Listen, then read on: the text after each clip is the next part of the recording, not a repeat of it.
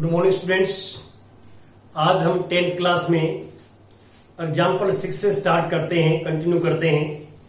क्या संख्याओं की सूची, ये हमारे पास एक सूची है 5, 11, 17, 23 दिस। यदि हम इस सूची को लिखते जाएं तो हमसे क्वेश्चन में पूछा है कि क्या कोई पद 301 होगा और जो है क्यों। यहां पे आपने क्या करना है, जो मैंने कल आपको ऑलरेडी क्वेश्चन करवाया था वही सिस्टम होता है कि हमें ये पता नहीं है कि इसको हम लिखते जाएं सूची को कि 301 आएगा या नहीं आएगा। एक तो आप इस बात को इंश्योर करें इस चैप्टर में कि ये एपी नहीं है फिलहाल, क्योंकि ऊपर जो है कहीं भी एपी की बात नहीं की स्टेटमेंट में, ये संख्याओं की सूची है। तो सबसे पहले तो आप ये चेक करेंगे कि ये संख्याओं की जो सूची है ये एपी है या नहीं है। ये पहला काम है आपका। यदि आपको एपी दे रखी है तो आप आगे कंटिन्यू करेंगे, एपी के फॉर्मूले वगैरह लगाएंगे, यूज कर सकते हैं। लेकिन यहां एपी नहीं है तो आप इसको ऐसे करेंगे A1, A2, A3, A4। तो हम यहां डी निकालते हैं। डी हम जो है 3 वेज से निकालेंगे क्योंकि 4 टर्म्स हैं और मैंने आपको बताया था कि जितनी टर्म आपको गिवन होते हैं, जितने पद आपको गिवन होते हैं, उससे एक कम वेज से डी निकालते हैं, तरीके से डी निकालते हैं। तो यहां से आप A2 माइनस A1 करेंगे तो 11 माइनस 5 6 आ जाएगा। और आप फिर A3 माइनस A2 करेंगे तो 17 माइनस 11 6 आ जाएगा। और A4 माइनस A3 करेंगे तो 23 माइनस 17 6 आ जाएगा। तो आप क्लियर देख सकते हैं कि तीनों जगह डी बराबर है। तो डी बराबर है तो आप लिखोगे इस देयरफॉर जो संख्याओं की सूची है, संख्याओं की सूची एपी में है, एपी है, ये लिखोगे। सबसे पहले तो ये एपी हो गई है। अब हमें ये बताना है कि इस एपी को ऐसे लिखते जाएं तो क्या कोई पद 301 आएगा। हमें नहीं पता, बीच में गैप भी देखिए, 17 के बाद 23 आया है, 16 नहीं आया, जो है इसके अंदर जो है 18 नहीं आया, 19 नहीं, 20 नहीं, तो बहुत सारे पद बीच में नहीं आएंगे और कुछ आएंगे। तो आप इसमें क्या मान लेते हैं कि जो है ए हमारे पास फर्स्ट टर्म है 5 यहां पे, और डी कॉमन डिफरेंस हमने निकाल लिया 6। तो यहां पे हम ये मान लेते हैं, मान लो ये nth टर्म है, nवां पद है 301। देखिए मैथमेटिक्स से हम कोई भी चीज सपोज कर सकते हैं। यदि हमने सही सपोज किया है तो आगे रिजल्ट सही आएगा, और हमने गलत सपोज किया है तो आगे रिजल्ट गलत आएगा। अब यहां n क्या है, n नेचुरल नंबर्स है, प्राकृत संख्या है। तो हम यहां से n निकालेंगे तो na plus n minus 1 into D equal to 301। a की वैल्यू 5 पुट कर देंगे, n माइनस 1 डी 6 पुट कर देंगे, 301। अब 5 माइनस करेंगे यहां पे, तो 5 माइनस करेंगे 301 में से तो 296 आ जाएगा। क्या आएगा, 296। और अब 6 से डिवाइड करेंगे n माइनस 1, 296 बाई 6। ये ध्यान रखना कि कहीं भी 6 को अंदर मल्टीप्लाई मत करना। इसको बहुत सारे क्वेश्चन में बार बार यूज करेंगे इसको हम, क्योंकि अंदर मल्टीप्लाई करोगे तो आपका टाइम और बढ़ जाएगा। तो ये मल्टीप्लाई में डिवाइड में जाना है तो डिवाइड में कर देंगे इसको। और n माइनस 1 इक्वल टू 6 पे करेंगे तो 6 4 जा 24, अरे 5, और ये 56 आ गया। देखिए आप पहले देख सकते हैं कि 6 4 जा 24, 29 में से 24 जाए 5 माइनस हो जाएगा 56। और यहां पे 56 जो है 6 के ऊपर जो है कंप्लीट डिवाइड नहीं होगा, तो ये कितने पाएगा फिर, तो जो है 9 54 2, और फिर 0 उतारेंगे कि पॉइंट में आएगा 20 6 13 एंड समथिंग, ऐसे पॉइंट्स में आएगा। n की वैल्यू यहां से आ जाएगी 50.3 समथिंग। आगे कुछ पॉइंट्स और निकालना चाहे निकाल सकते हैं। तो यहां पे आप क्लियर देख सकते हैं कि जो n की वैल्यू है वो हमारे पास धनात्मक पूर्णांक नहीं आई, मतलब प्राकृत संख्या नहीं आई, जो फॉर्मूले मैंने आपको लिखवा था। तो इसका मीनिंग ये हुआ कि n यहां जो है प्राकृत संख्या नहीं है, n प्राकृत संख्या नहीं है। फॉर्मूले में आपको मैंने लिखवाया था कि प्राकृत संख्या होनी चाहिए, तो इसका मीनिंग क्या है कि हमने ये गलत मान लिया कि nवां पद 301 है। ये पद इस एपी में नहीं आएगा। ये लिखोगे 301 पद जो है एपी में नहीं आएगा, नहीं आएगा, ऐसे लिख देंगे। तो ऐसे हम काम करेंगे। अब मैं बात करता हूं उदाहरण नंबर 7 की। 7वां क्वेश्चन देखिए आप ध्यान से। 7वां यहीं कर देता हूं मैं। 7th क्वेश्चन एग्जाम्पल, 2 अंकों वाली कितनी संख्याएं 3 से विभाज्य हैं? तो 3 से पूरी भाग होती हैं। तो आपने की ध्यान रखना है कि 2 अंकों वाली संख्या 10 से स्टार्ट होती है, 10 और 99 तक, 99 तक जाती हैं 2 अंकों की संख्या। लेकिन हमने जो है 2 अंकों की संख्या वो लेनी है जो 3 से पूरी भाग हो जाए। तो 10 तो 3 से भाग होता नहीं, ना 11 होता, तो 3 से विभाज्य होने वाली संख्या, 3 से विभाज्य होने वाली संख्याओं की सूची, संख्याओं की सूची। सबसे पहले आएगा 12, फिर आएगा 15, फिर आएगा 18 और लास्ट में 99। 99 3 से पूरा भाग होता है, 99 आएगा। तो ये मैंने वो संख्याएं ली हैं 2 अंकों की जो 3 से पूरी भाग होती हैं। तो ये यहां से 10 से हम चेक करना स्टार्ट करेंगे। संख्या वो लेनी है जो 3 से पूरी भाग होती है, आखिर 99 है।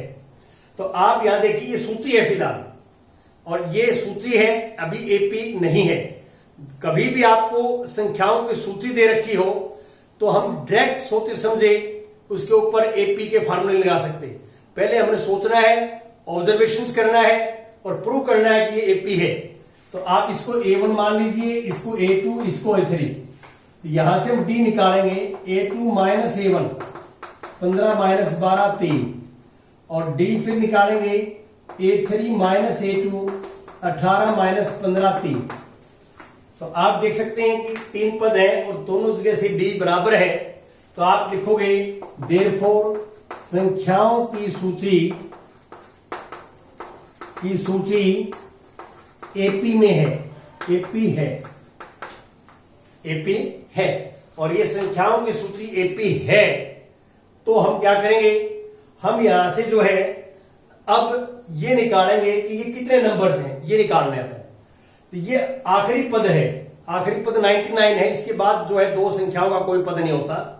और ये मैं एक नया आपको बता रहा हूं कि हमें 12, 15, 18 ऐसे नंबर लिखते जाए 99, ये कितनी संख्याएं आएंगी।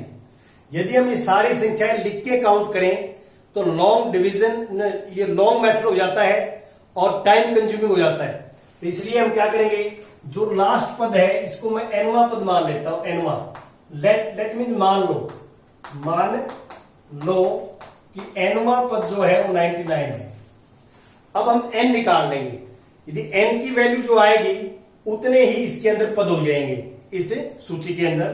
तो एन 99, तो a plus N minus 1 into D equal to 99। A का मान है हमारे पास 12 और एन माइनस 1 डी का 3, 99। हल करने का सबका तरीका एक ही, वही स्टेप्स हैं।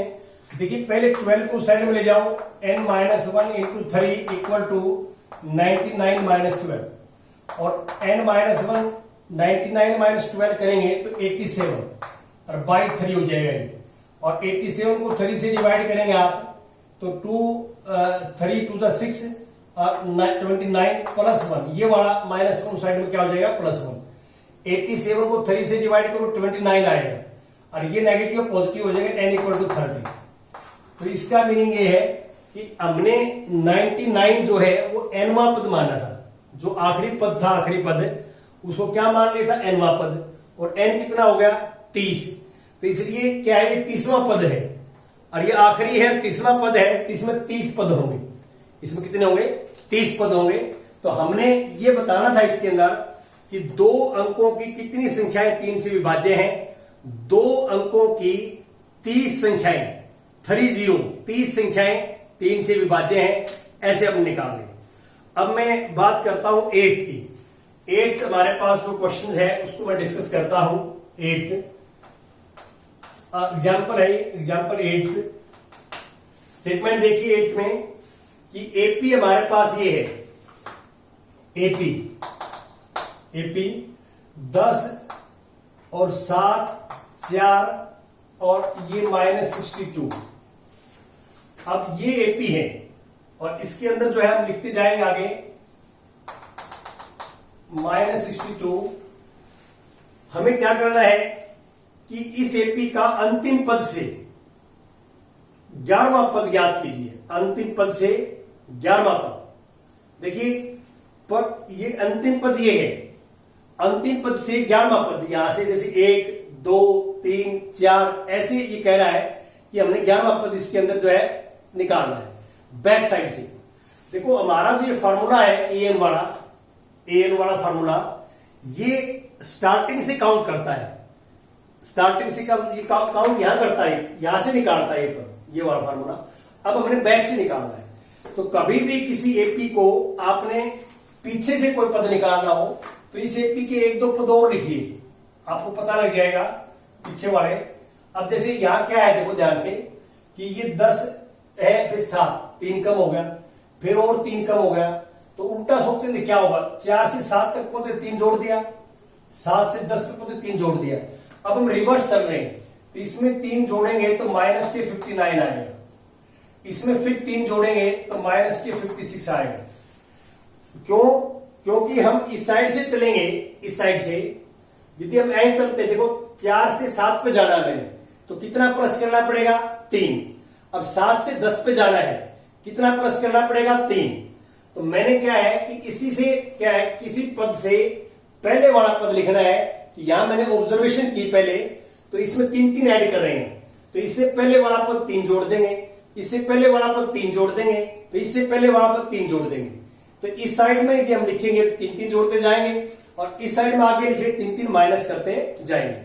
अब इसको एपी को मैंने जो है रिवर्स ऑर्डर में लिख लिया, जो है जो एपी दी हुई एपी को जो है दी हुई एपी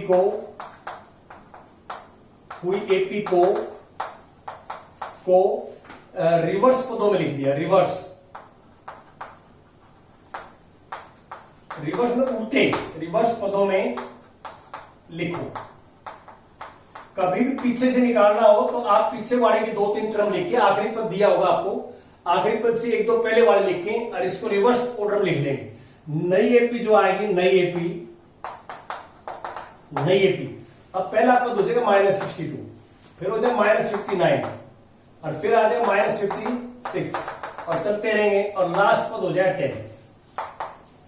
लास्ट पद 10, लास्ट से पहले वाला 7 फिर 4 ऐसे आपके पास आ जाएंगे।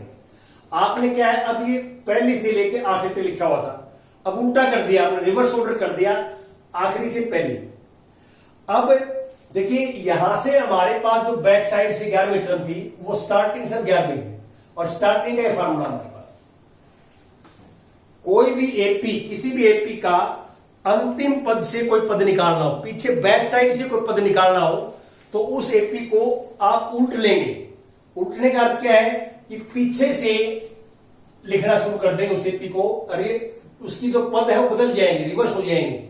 अब यहां पे इस एपी में क्या है, 62 है और डी जो है सेकंड में से फर्स्ट को माइनस करना है, सेकंड में से फर्स्ट को माइनस करना है, तो -59 + 62 ये 3 आ जाएगा।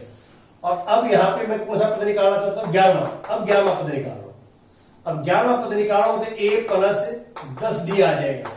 a है मेरे पास 62 और 10d आ जाएगा 3, तो ये आएगा -62 + 30 और -32 आ जाएगा, -32। तो इस एपी का देखिए जो नई एपी है, इस एपी का तो ये पद होगा स्टार्टिंग से 11वां, स्टार्टिंग से 11वां। लेकिन ऊपर वाली एपी का ये बैक साइड से 11वां होगा। ऊपर वाले 2 एपी हो गया, एक तो जो दी हुई एपी थी, दी हुई एपी, और एक जो पदों को रिवर्स करने से बनी। रिवर्स करने का अर्थ क्या होता है कि जो पिछले पद आगे आ जाएंगे, आगे वाले पीछे चले जाएंगे, रिवर्स हो जाएगा ऑर्डर। और रिवर्स करने के बाद नई एपी बन गई। और नई एपी का तो 11वां पद है स्टार्टिंग से। नई एपी का तो 1 2 3 4 ऐसे 11वां है, और ऊपर वाली एपी का ये बैक साइड से 11वां है। तो ऐसे आपका एक तरीका है, इसमें आप कर सकते हैं। और अब मैं बात करता हूं एग्जाम्पल नंबर 9 एग्जाम्पल देखिए आप। 9 बड़ा इजी है। 9 में क्या है कि 1000 रुपए की एक धनराशि 8% वार्षिक ब्याज दर पर निवेश की जाती है और साधारण ब्याज है। तो आपको पता है साधारण ब्याज का फॉर्मूला यह होता है, साधारण ब्याज का फॉर्मूला प्रिंसिपल गुणा में रेट गुणा में टाइम बाय 100। सिंपल इंटरेस्ट का फॉर्मूला होता है मूलधन गुणा में दर गुणा में समय बटे 100। अब ये साधारण ब्याज की बात कर रहा है, तो साधारण ब्याज का फॉर्मूला लिख दिया मैंने। प्रत्येक वर्ष के अंत में ब्याज परिकलित किया जाता है, प्रत्येक वर्ष के अंत में। तो क्या ये ब्याज एक एपी बनाते हैं? तो आप पहले लिखो प्रथम वर्ष का ब्याज, प्रथम वर्ष का ब्याज। तो कै रुपए जमा करवाए थे? 1000 रुपए, और रेट क्या था? 8%। टाइम 1। 8% कोई परसेंटेज को 1/100 लिखते हैं, यदि आप ऊपर भी परसेंटेज निकालते हैं नीचे परसेंटेज निकाले। 8%, 8% का मतलब क्या है? 8/100। तो वो 100 वो 8 वाला है परसेंटेज का नीचे। तो अब इसको काटोगे 2 जीरो कैंसिल हो जाएंगे, 80 आ जाएगा, 80 रुपए। और दूसरे वर्ष का ब्याज, दूसरे वर्ष में क्या है? 1000 रुपए गुणा में 8 गुणा में 2 आ जाएगा, और नीचे 2, तो ये आ जाएगा 160 रुपए। फिर तीसरे वर्ष का ब्याज, तीसरे वर्ष का ब्याज 1000 रुपए गुणा में 8 गुणा में 3 हो जाएगा, इसमें 2 जीरो कैंसिल, और ये आ जाएगा 8 या 24, 240 रुपए। तो ऐसे चलता रहेगा। तो अब आप देख सकते हैं कि प्रथम, दूसरे, तीसरे, चौथे आगे का ब्याज, ब्याज की जो सूची बनेगी, प्रथम, दूसरे, तीसरे, चौथे, पांचवें वर्ष के ब्याज की सूची, ये आ जाएगा 80 रुपए, 160, 240, ऐसा चलता रहेगा। और यहां पे आप इसको पहले एपी करेंगे, A1, A2, A3। वही चीज कि पहले ये एपी नहीं है, पहले तो हमसे क्वेश्चन में पूछता है कि जो ये ब्याज होगा प्रथम वर्ष, दूसरे, तीसरे, चौथे वर्ष का ब्याज, क्या ये ब्याज जो होगा ये एपी में बनेगा? ये सूची एपी में होगी। तो आप क्या करेंगे? डी निकालेंगे, डी A2 माइनस A1, तो दिस माइनस 60 माइनस 80, 80 आ जाएगा। फिर A3 माइनस A2, 240 माइनस 80, ये आ जाएगा हमारे पास 240 माइनस 160, ये भी 80 आ जाएगा। तो आप देख सकते हैं डी बराबर है, और डी बराबर है तो ये सूची एपी में है। तो यहां लिखोगे देयरफॉर जो ब्याज की सूची है, ब्याज की सूची वो एपी में है, एपी है, ब्याज की सूची एपी है। अब करना क्या है हमने? आगे पढ़िए। अब हमने करना, यदि ऐसा है, यदि एपी है, तो इस तथ्य का प्रयोग करते हुए 30 वर्ष के अंत में ब्याज परिकलित कीजिए। 30 वर्ष के अंत में। अब एपी से निकालना है, आपने फॉर्मूले से नहीं निकालना, एपी से निकालना है। तो 30 वर्ष में क्या है? पहला पद तो आगे इसका 80, और डी आ गया हमारे पास, पहला पद है इसका 80, ये रहा, और डी भी 80 है। तो 30 वर्ष में हमने ए 30 निकालना है, तो a plus 29d, a plus 29d। तो 29, देखिए फार्मूले में एक कम हो जाता है, बार बार बताया मैंने, यहां n है तो यहां n-1 आता है, एक कम होता है। तो यहां 30 है तो एक कम हो जाएगा, 29d के साथ आएगा। तो 80, और यहां 29 गुणा में 80, यानी गुणा की जरूरत नहीं है, आप 80 कॉमन ले लीजिए, 80, तो 1 जमा में 29 आ गया, और 80 गुणा में 30, तो अब गुणा इजी हो जाएगी, 8 या 24। तो ये थोड़ा देख भी लेना मैनिपुलेशन कॉमन लेने से, क्योंकि लास्ट में 0 आ जाता है तो गुणा करना इजी हो जाता है हमारे लिए। अब मैं उदाहरण नंबर 10 की बात करता हूं आपसे, 10 की। लास्ट है आज का 10th एग्जाम्पल। 10th में क्या है? फूलों की एक क्यारी की पहली पंक्ति में 23 गुलाब है। तो पहली पंक्ति में 23 गुलाब है, दूसरी पंक्ति में 21 गुलाब है, तीसरी पंक्ति में 19 गुलाब है, ऐ चलता रहेगा, और आखिरी पंक्ति में 5 है। तो ये क्यारी में कुल कितनी पंक्तियां हैं, कितनी पंक्तियां हैं बताइए। तो आप ये लिखोगे ऊपर इसके कि पंक्तियों में पहली दूसरी तीसरी पंक्तियों में गुलाब की संख्या, पहली दूसरी तीसरी चौथी पंक्तियों में गुलाबों की संख्या 23, 21 और 19 और 5। ये सूची है, ये जो पंक्तियों में गुलाब है उनकी सूची है। इसमें कहीं भी एपी की बात नहीं हुई स्टेटमेंट में, आप क्लियर देख सकते हैं, कहीं भी एपी की बात नहीं कर रहा हो। एपी हम ये चेक करेंगे कि ये A1 है, ये A2 है, ये A3 है, क्या ये जो है एपी है, ये हम चेक करेंगे। A2 माइनस A1 तो 21 माइनस 23 माइनस 2, और A3 माइनस A2 निकालेंगे तो 19 माइनस 23 तो माइनस 2, नहीं 19 माइनस 21 सॉरी माइनस 2, ये आ जाएगा। अब देख सकते हैं डी दोनों जगह से बराबर आ रहा है, और आपको पता है कि डी बराबर आ जाता है तो ये जो सूची है ये एपी में है, या आप लिखोगे कि ये सूची एपी में है, सूची एपी है, ये लिख दिया। अब करना क्या है कि कितनी क्यारियां, कितनी मतलब जो है इसके अंदर क्यारियां है ये निकालना है।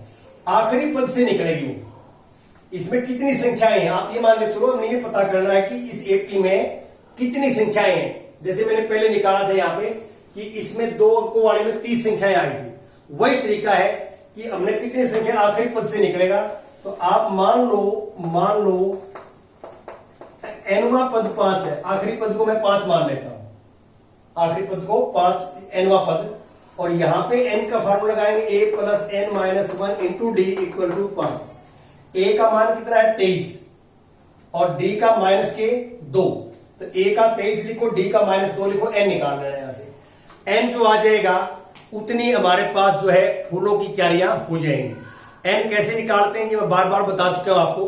ये एक्सरसाइज कंप्लीट करनी है। Thank you very much.